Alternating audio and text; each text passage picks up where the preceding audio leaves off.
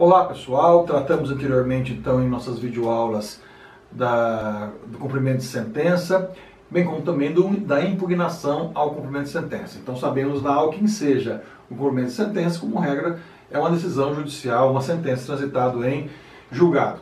E você depois se volta então exercendo a sua defesa contra esse cumprimento de sentença, você é executado, com o que nós chamamos de impugnação ao cumprimento de sentença. Agora falaremos então da execução de título executivo extrajudicial. Lá, o que enseja cumprimento de sentença é um título executivo judicial nos termos do artigo 515. Aqui nós temos os chamados títulos executivos extrajudiciais, que, como vocês já aprenderam anteriormente na disciplina Processo Civil, são aqueles elencados em lei, maiormente no artigo 784 do Código de Processo Civil. Temos lá então os chamados títulos executivos extrajudiciais. E como você já tem um título executivo extrajudicial, de uma maneira bem simplória, para que vocês se lembrem, um documento, então, que desde que ele cumpra a solenidade, as formalidades expressas em lei, a lei o dota, digamos assim, de força executiva, porque esses documentos, eles expressam uma obrigação certa, líquida e exigível, que deve ser cumprida pelo devedor. E se porventura o devedor da obrigação, aquele que deve prestar, não o fizer, evidentemente você pode invocar a tutela executiva do Estado sem que você necessite passar pela tutela cognitiva do Estado. Logo, então, você já pode, entre aspas, executar diretamente. Você só pode executar diretamente, entre aspas, se você tiver o chamado título executivo extrajudicial, aqueles elencados em lei e em específico no artigo 784 do Código de Processo Civil. Então nós temos aí, no artigo 771 e seguintes, então, as disposições legais, os dispositivos legais que regulam o procedimento de execução com a prática de atos de constrição e expropriação para satisfação da obrigação de que é titular o exequente contra aquele que deve prestar, que é o chamado executado. Tá, ok? A expressão aqui é a mesma que nós utilizamos anteriormente no cumprimento de sentença. Também o Código de Processo Civil, no artigo 778, 787, 779, trata da legitimidade, quem pode propor a execução, bem como lembrarmos que aqui não se tem processo, certo? Aqui se inicia o processo de execução, logo trata-se de uma petição inicial. Petição inicial é essa que deve atender aos requisitos expressos, aos requisitos intrínsecos do artigo 319, aos extrínsecos do artigo 320, bem como as demais exigências e requisitos do artigo 798 seguintes do Código de Processo Civil. Para cada tipo de execução, nós teremos também ali algumas especificidades, alguns requisitos que devem ser observados para que a sua petição inicial, então, na execução, não seja considerada inepta. Tá, ok? Apenas para relembrarmos, mas essencialmente aqui, desde já sabemos que o que enseja aqui a execução de um título executivo extrajudicial é justamente a existência de um título assim considerado pela lei, em especial no artigo 784 seguintes. Se na questão da legitimidade, da competência também expresso em lei, a competência lá no artigo 781, vocês vão então dar uma olhada e relembrar aquilo que já foi falado no passado, tá? E passamos então, de fato, ao que interessa a nossa disciplina, a nossa matéria, que é a peça prática profissional e como eu vou elaborar essa peça prática profissional. Para tanto, nós vamos nos ater aqui, é claro que existem diversas formas de execução, seja execução de título extrajudicial na obrigação contra a fazenda pública, fazer, não fazer, em série de coisa, vocês vão perceber todas essas modalidades ou espécies de execução também lá no livro que trata do processo de execução, no Código de Processo Civil, no artigo 771 e seguintes, certo? Mas todos eles pressupõem a existência de um título executivo extrajudicial, tá, ok? Beleza?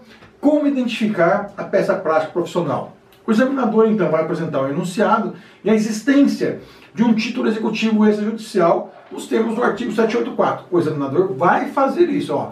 Há um título executivo extrajudicial.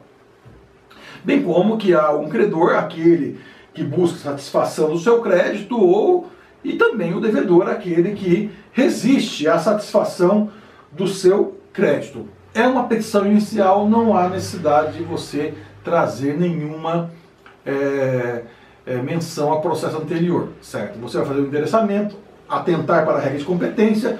No enunciado também você vai extrair do enunciado a quem endereçar, apenas tomando sempre aqueles cuidados básicos, elementares, para saber se é justiça estadual ou justiça federal, certo? Se há uma vara especializada ou não.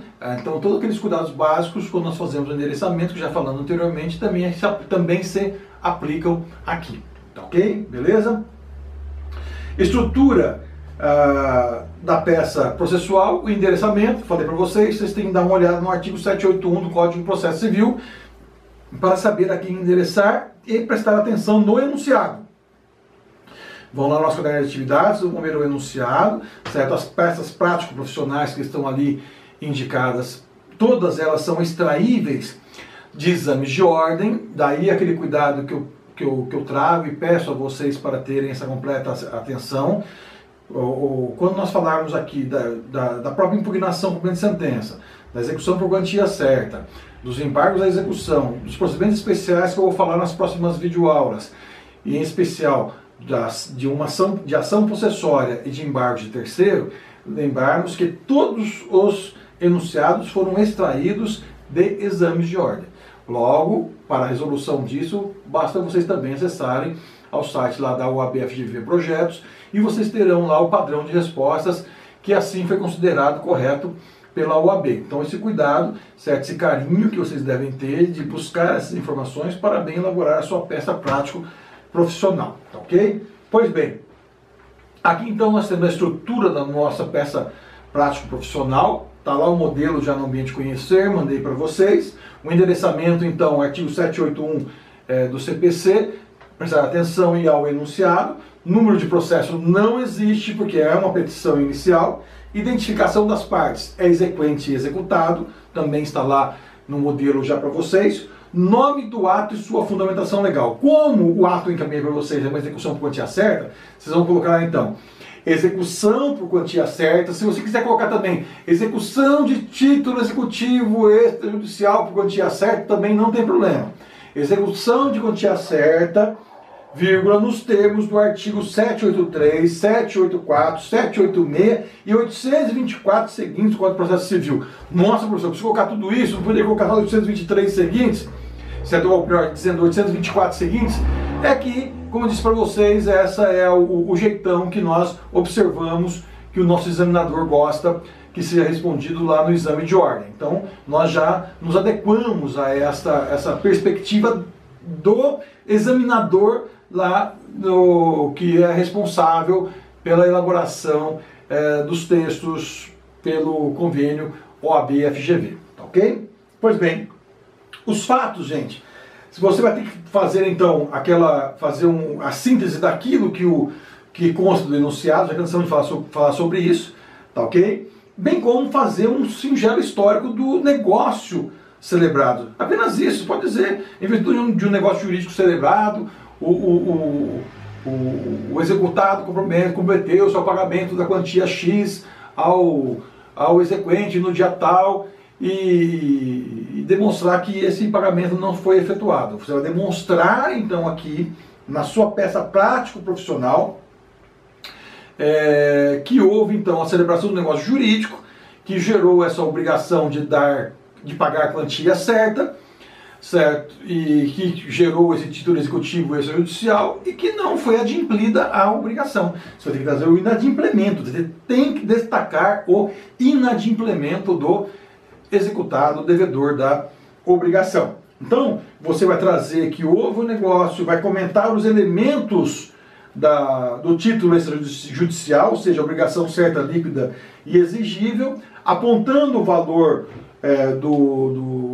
atualizado do crédito, consoante memória de cálculo e cálculo aritmético. Vocês têm que fazer menção também ao valor atualizado e fazer menção da necessidade, e fazer menção à existência de uma memória de cálculo, ou você pode colocar memória de cálculo no corpo do texto também, se for o caso, mas você fazer menção a ela, já que você muito provavelmente não vai ter condições de elaborá-la em virtude do enunciado, mas é importantíssimo você dizer isso, que a memória de cálculo com o valor atualizado encontra-se anexo aos autos e acompanha essa sua petição inicial, conforme disposto no artigo 783, 784, 780.824 do Código de Processo Civil, e a ênfase que tem que ser dado ao inadimplemento.